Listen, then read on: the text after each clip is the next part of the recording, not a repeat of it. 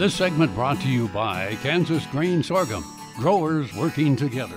Find out more at kansasgrainsorghum.org. And we're back again. So, yeah, we're in an election year. And really? In case you hadn't noticed. Who knew? Well, I had the privilege of working for Alf Landon, who, of course, is a former governor of Kansas back in the 1930s, and had many, many conversations with him. He owned WREN Radio.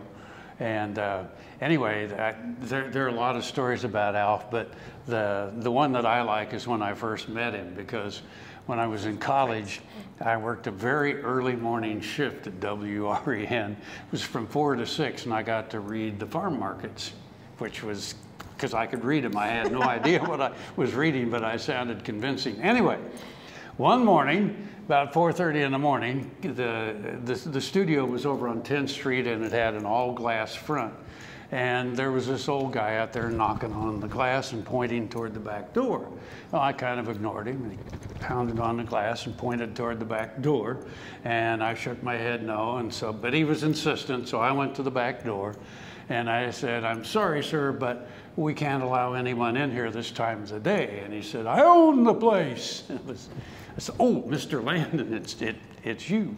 So what a great first impression, Frank. Yes, I really made a first impression. Well, he had on this old flannel shirt and these old pants and this old hat. And of course then, because he used to get up very early in the morning and ride his horse out by the mansion. So anyway, then I knew to look for him in future times. You know, another interesting Alf Landon fact is I did a presentation in Philadelphia to Mayor Nutter during the centennial, or the Sesquicentennial of the Civil War, from the grateful citizens of Kansas for all the things that Pennsylvanians had done to help make us a free state. And I talked about all the connections. And I actually cheated. I called Blair Tarr out, Kansas State Historical Society. He's a Pennsylvanian. He sent me everything I needed, and I put it in this beautiful letter, and Governor Parkinson signed it, and I presented it to Mayor Nutter. 7 of our governors, including the territorial period, are from Pennsylvania.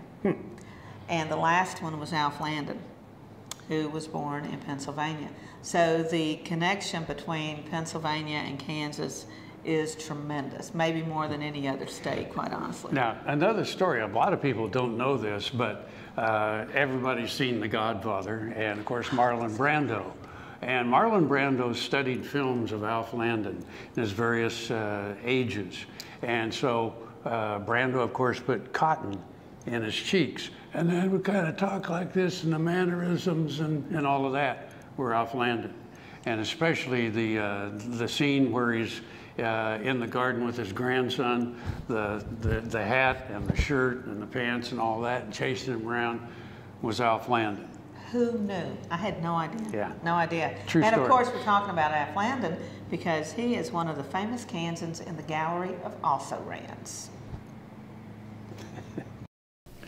It's a wall of losers. Tucked away in Norton's First State Bank is the Museum of Also-Rans, featuring portraits of the presidential losers. It's a pretty remarkable list. First up is Thomas Jefferson. Yes, he was beaten by his friend John Adams in 1796. Of course, Jefferson would go on to serve 2 terms himself, but his picture is a great reminder that you don't win them all. There are a couple of famous Kansans on the wall, Alf Landon and Bob Dole, both of whom our viewers will recognize. But there are others with Kansas connections as well. John C. Breckenridge was vice president under James Buchanan and had a county named in his honor when the Kansas Territory was organized. He ran against Abraham Lincoln and lost, but since then he served as general in the Confederate Army and as a cabinet member in the administration of Confederate President Jefferson Davis. He lost his Kansas County namesake as well.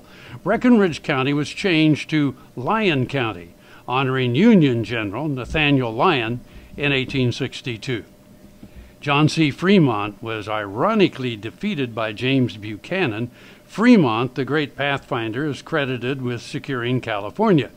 His military expeditions were staged from Fort Leavenworth, and he crisscrossed and mapped what would become Kansas. He, too, had a county named for him in the new territory, but when Kansas became a state, and lopped off the far western reaches, it cut off Fremont County. Now there's a Fremont County, Colorado. Horace Greeley championed the Free State cause of Kansas, writing many editorials on the subject, and even visited Kansas, where he was injured when his stagecoach overturned. Even so, he still proclaimed in his paper, the New York Tribune, "Go West, young man." He too was honored with a Kansas county name in 1873, and unlike the ill-fated Breckenridge, it stuck, and the county seat became Tribune. There are others, including Winfield Scott Hancock, famed Civil War Indian Wars general, Hancock the Superb, who served in Kansas during the Plains Indian Wars and was defeated by another Civil War veteran, the ill-fated James Garfield.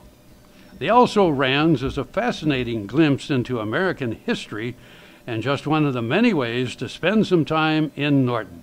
Check out their website for other attractions.